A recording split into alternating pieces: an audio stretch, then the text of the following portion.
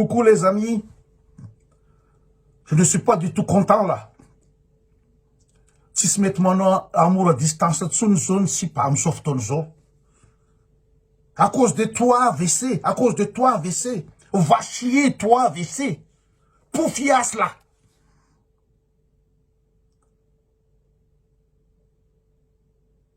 Tu te fais prendre comme une conne. Damzed, ni si pas si se met mon amour à distance en bansou, non, sauf ton zo. Je suis en colère là. Ça va pas du tout. Poufias va.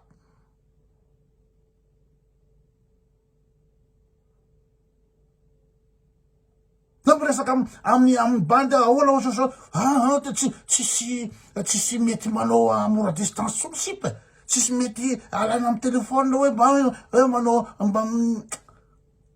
tapak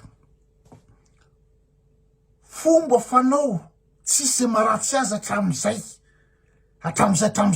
io foana zany mba anaovany bandy fantasme io zany mba anaovany fankaty rehetrarehetra fa nanomboka toa là WC là